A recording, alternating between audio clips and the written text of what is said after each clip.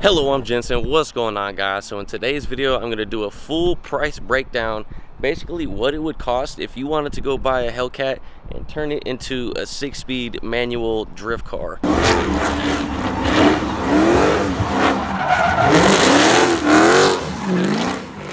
And the ending number is pretty outrageous, so let's get into it. Before we get into any pricing, a lot of these parts and everything was accumulated over a long period of time. I bought this car in 2017 for $65,000 with 9,600 miles on it, and it just hit like 96,000 miles. So it came a long way, and we got a lot done to this car now. It's been through a ton of stages, but this is the most drift car it's ever been. As you can see, she's got a little battle scars from the last event.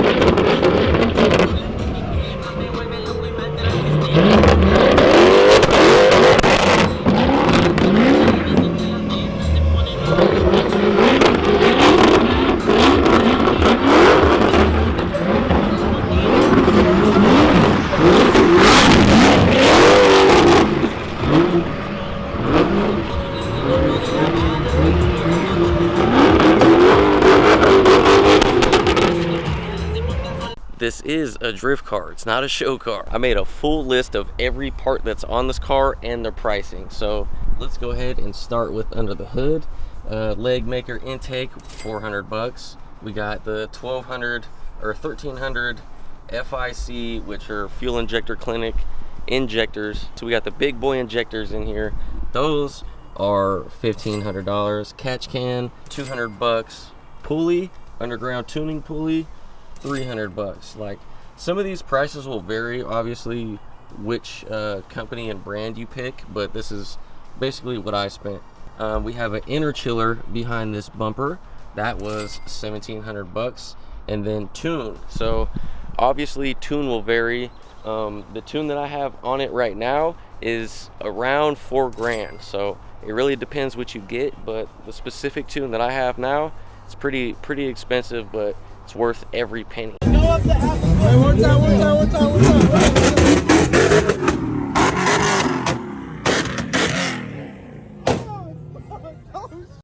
Thermostat, that's pretty much it.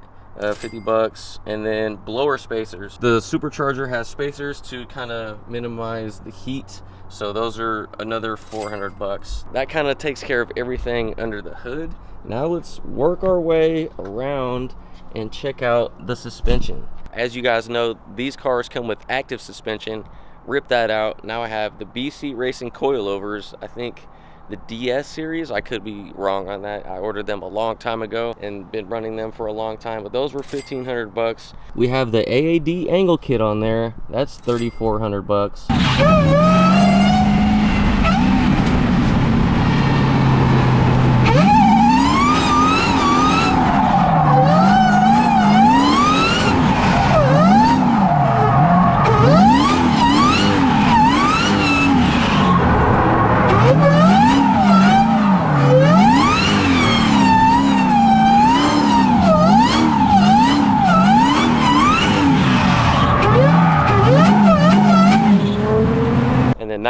from the front end kind of to the middle of the car, we got a Mantic triple disc.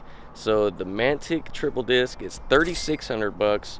We have the QuickTime bell housing, the steel bell housing, expensive, $800. We got the Driveshaft Pro custom 4-inch aluminum drive shaft. That is $1,300. Next up, we got the G-Force Outlaw axles, big dog axles. Those were $2,200. We used the 309 gearing from the Challenger, which was the manual car that we got the TR6060 from. So the diff was around $1,000. Trans was like $5,000. Keep tallying that up. and then in the interior, we got the Barton short shifter. That's $600. We have the rear diff bushing kit that I just got that we haven't installed, but the box is sitting in there. $300. Next up, I didn't really know whether to throw this in or not, but the wheels $1,400. The exhaust, we have the 5-inch carbon tips. Those are $300. And then we have the carbon X pipe. That's $350. That sounds a lot different. It's a lot deeper.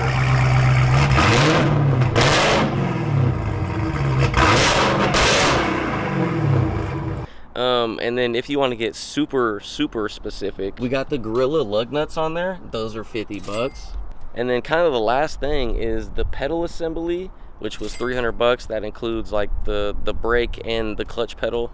And then the booster pump. The booster pump is $400 as well. So if I said everything correctly and I tallied everything up correctly, that is $96,000. And that is without labor, without tax and shipping and all that shit. So it gets very pricey. I was trying to figure out how much I've really spent on parts on this car. Luckily, a lot of these parts were sponsored, so that helped out a lot on this price. But if you wanted to buy a Hellcat and set it up exactly like this, that's how much it would cost. $96,000, and that's just kind of like a base price. But that includes the $65,000 I bought this car for. So now you can get a Hellcat for a lot less than that. You can get one with higher miles. You could even start with a manual car and set it up like drift wise like this with the angle kit and all that, and skip the manual swap part. That in itself was a lot more money, but that's kind of more like labor and small stuff. And to be 100% honest with you guys, I definitely would not have taken this car as far as I have without the sponsors. And the way I got the sponsors is through you guys. So thank you guys very much. Without your support and all your likes, follows, views, all that stuff, I would not have any sponsors. So I appreciate the support, genuinely 100%. And yeah, we're gonna keep running it up. We're gonna keep getting more sponsors. Hopefully we can get some more drift cars in the future, but right now this is the main focus. Anyway, $96,000. So if you're looking to build a Hellcat drift car, just set aside 100 grand, you'll be good to go. And obviously there's a bunch of ways you can go about this. Like you can buy a crashed one and get it for super cheap so you don't spend as much. There's a lot of ways you can do it, but that's how I did it. Spent a lot. And definitely huge thank you to all the sponsors, because they're the ones hooking it up on the parts and stuff. So they see the vision, they see where we're going up. There's a lot to announce in the future, but yeah. Hellcat drift car, everyone go build one.